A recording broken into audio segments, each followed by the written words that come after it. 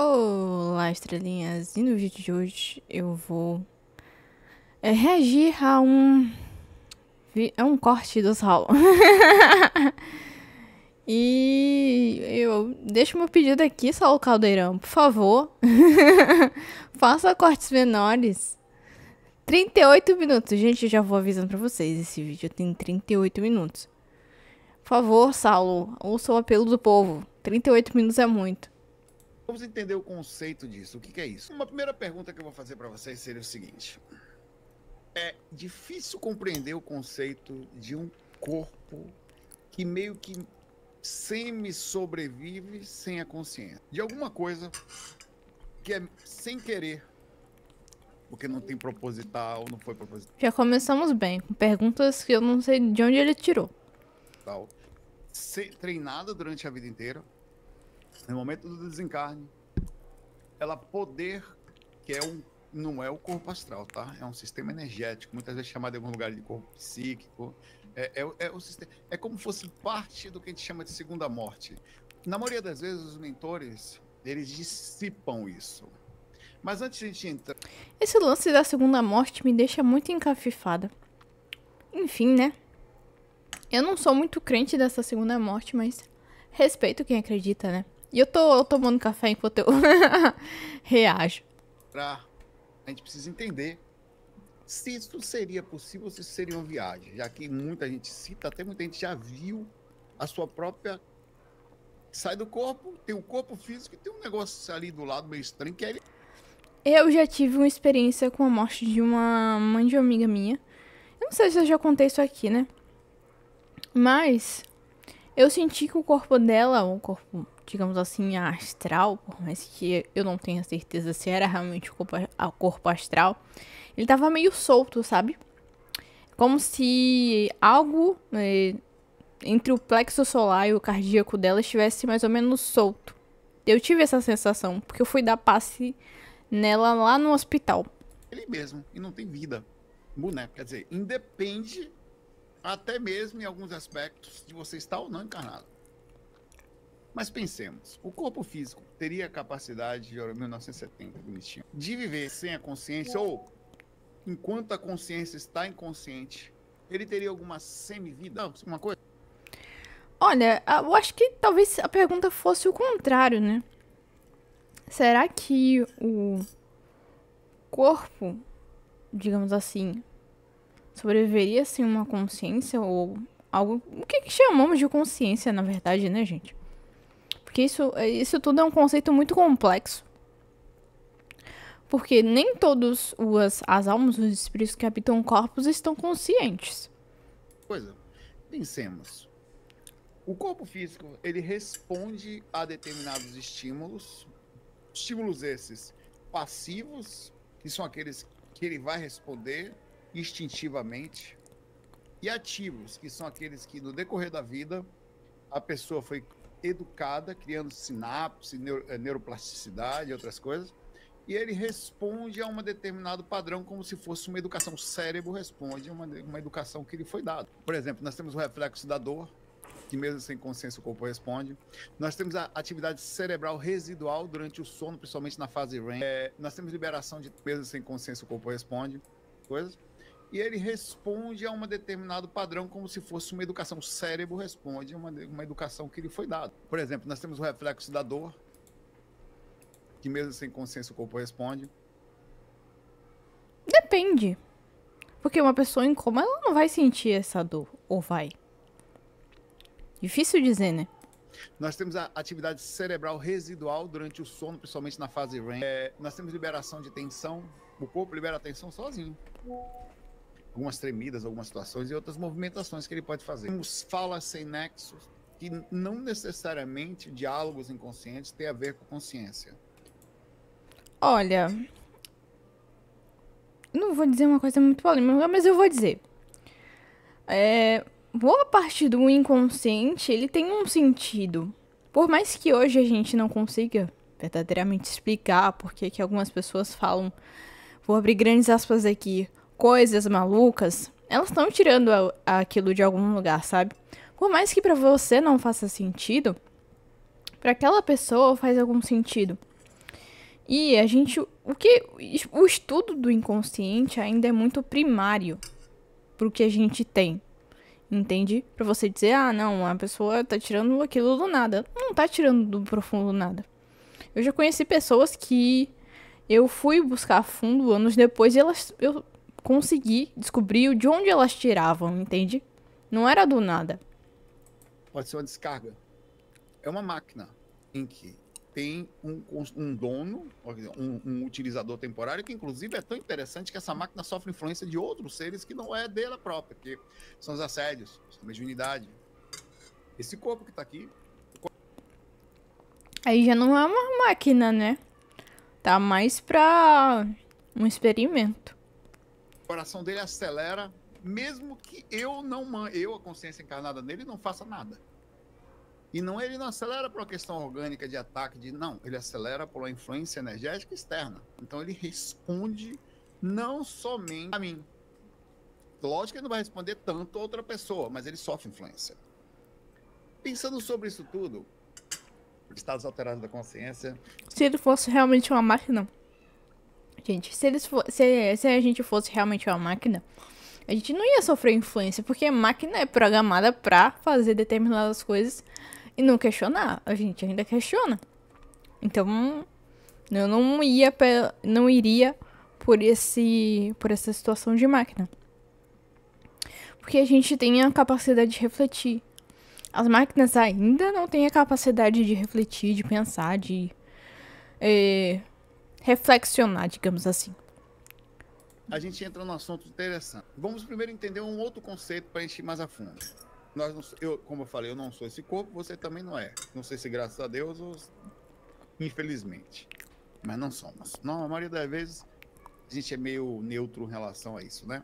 Um dia vai sair daqui e tal. O processo é irreversível. A morte talvez é a única certeza que a gente tenha. E ao mesmo tempo é algo que a gente não pode controlar. É a nossa certeza e é algo que a gente, em grande maioria, não pode controlar. Você pode se auto-aniquilar? Pode. Mas uma morte natural, ou digamos assim, você nunca sabe quando a morte pode vir. De forma, vamos dizer assim, que você imagina, sabe? De uma coisa que você pode tomar um tiro na rua e pode acabar morrendo. Ou mesmo você pode se aniquilar? Pode.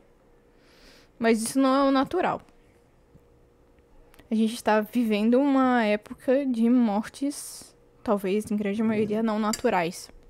Mas que a gente reflexione o que é ser natural, né? O envelhecimento, por enquanto, é irreversível. Pode ser que a idade celular se mantenha a mesma, mas pelo menos até visualmente ainda é irreversível. Estamos envelhecendo. Visualmente não tem o que fazer. Enquanto o corpo segue um padrão, né?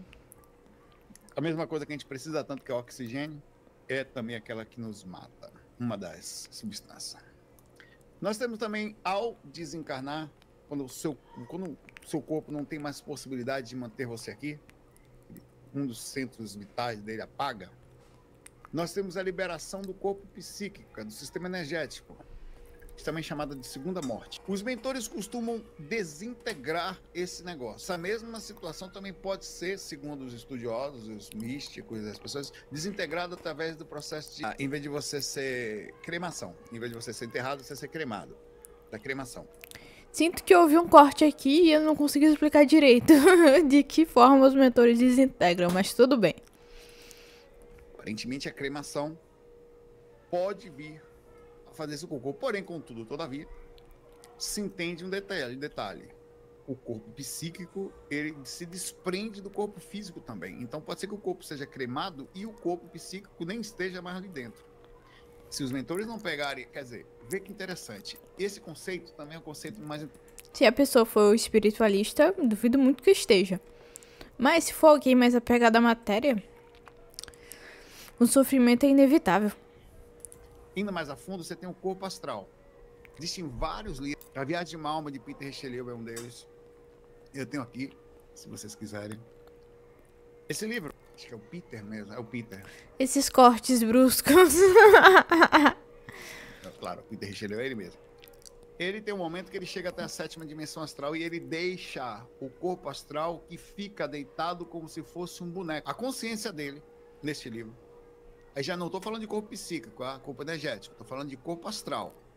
É um outro veículo já. Ele deixa o corpo astral, vai para corpo mental e o corpo dele fica na 7ª dimensão, onde normalmente, energeticamente falando, só se pode chegar no corpo mental. Então, existem locais, inclusive, de colocar os... Aí temos um bom ponto. Como é que você separa o corpo mental dos outros corpos? Porque tudo é mente. Entende? seu corpo astral ali. Para quando você voltar nele. Por que isso é feito? Por que você não entra em outro? Porque tem todo um código genético, uma resposta, uma preparação, uma adaptação, uma resposta, tudo isso está ali, inclusive contido na questão do seu corpo físico. O corpo físico está ligado a esse corpo astral. Então, vê que interessante, Fernanda, muito obrigado. Interessante observar que todos os corpos aparentemente estão conectados. Então, pra mim, não faz sentido. Aliás, deixa eu agradecer aqui o Joromil também, Tereza também, muito obrigado. Vocês ajudam bastante, sim. Voltando um pouquinho mais agora, a gente entendeu o conceito de que nós não somos nenhuma coisa nem outra e que o corpo físico pode ficar de forma vegetal, vivendo, sem atuação da consciência, por um tempo que ele não sabe quanto. A consciência é meio que interligada ali. Talvez essa seja uma das motivações, uma das limitações do corpo físico em relação aos outros. O sistema energético, aparentemente, pode ficar à deriva. E isso é um problema. Porque, segundo eu vou trazer várias informações, inclusive eu esqueci de mencionar um negócio aqui. O que é estar à deriva? Porque os mentores abandonam, o que acontece? Felizmente. Esse foi um tema indicado para uma pessoa, só que eu fiz no outro computador. Eu não sei se eu irei achar, mas eu vou tentar. Para não ser injusto. Uma pessoa indicou esse tema aqui. Deixa eu ver, casca. Não gosto de injustiça. Mas enquanto eu Olha o karma, Saulo. vou falando aqui, eu vou procurando aqui. Eu acho que eu sei até qual foi o vídeo que eu vi. Se eu não me engano, foi esse aqui. Tá, eu vou achar até o final aqui. Vamos lá. Essas cascas que ficam, elas podem, quando ficam, e a gente não sabe dizer por que elas ficam. Por que não há, se houve com certeza não foi esquecimento, uma não capacidade energética, sutil, alguma coisa que aconteceu que ficou aquilo ali. Existe uma possibilidade, várias delas, tá? De primeiro, essa capa psíquica, ela ser pega pelos espíritos do umbral. Isso aqui parece... Tudo passa pelo umbral, vocês já perceberam? É interessante observar isso. meio louco, mas faz sentido. Se você tem uma sobra, alguém vai lá e pega para usar. E ela pode ser usada como algum foco de mínimo inteligência, porque o que ela acontece? Ela tem na sua formação anatômica, a gente não sabe qual é direito, mas tem a capacidade, nós sabemos disso, de intermediar a encarnação. Esse corpo psíquico, que é assim que você Então seria um resquício do cordão de prata? desencarna, é o que chama de parte da segunda morte. Essa forma ela pode ser menor, depende. Ele é todo preparado para intermediar a encarnação. Então faz sentido se você pega uma Intermediar como? Ligando todos os corpos sutis? Seria, como eu falei, o resquício do cordão de prata? ferramenta que me dá acesso mediano a um determinado lugar onde é difícil, uma chave que abre uma porta, faz sentido que alguns espíritos inteligentes peguem essas formas e já vem meio que semi-treinada para usar ela para interferências dentro do mundo físico. Como que isso seria feito? É isso que a gente vai falar hoje. Ou seja, nas nossas saídas extracorpóreas, existe a chance de, além de encontrar espíritos, além de encontrar seres do umbral, além de encontrar mentores, guardiões e tudo mais, animais, elementais e todas as coisas existentes, tá? Enfim, você também pode encontrar essas cascas, esses invólucros sem alma. Eu não creio que ele perdeu a oportunidade de citar casca de bala, mas enfim, né? Que podem, assim como um robô que é treinado, você para pensar, Saulo, isso é maluquice. Não é. Já existe um conceito não, uma realidade, que são as bonecas, principalmente as japonesas. Digita aí, boneca japonesa depois no Google. A perfeição dela. Olha o boneco japonês, deixa eu botar aqui. Realísticas. Bota realísticas, tá? Não vai aparecer umas bonecas japonesas lá. Lógico que elas são usadas, ela esquenta, e tem uma que agora é uma europeia. Essa europeia está usando inteligência artificial, custa 35 mil euros. Ela está usando inteligência artificial, ela é companheira, ela aprende, levanta, fala com a pessoa, faz sexo com a pessoa lá, o homem também, tá? E a pessoa convive, conversa, pergunta da atenção, a psicóloga, como é que você tá, onde você vai, amor, quer um carinho, vamos comer a pipoca, ela fica fingindo que tá comendo pipoca, faz tudo. A gente prefere viver, mesmo que seja por carência, tá acontecendo muito. No Japão, tem muitos homens que vivem, abraça, compra roupa, leva para passear, tomar sol. É um negócio que você fica olhando assim, você não vou julgar. Não sei. É a comodidade do ser humano, né? Tem gente que não tem paciência pra se relacionar. Precisa de alguém que obedeça a todas as vontades dele. E não questione. Carência desse povo. Mas isso acontece, tá? Se existem seres humanos que treinam as bonecas, eles treinam, elas aprendem. Elas aprendem, pra você ter ideia, como que você gosta. É porque uma inteligência artificial, ela é treinada pra aprender a lidar com o ser humano. A inteligência artificial, ela aprende, digamos assim, com os erros. Por mais que não sejam erros, né? Com as situações que ela é treinada.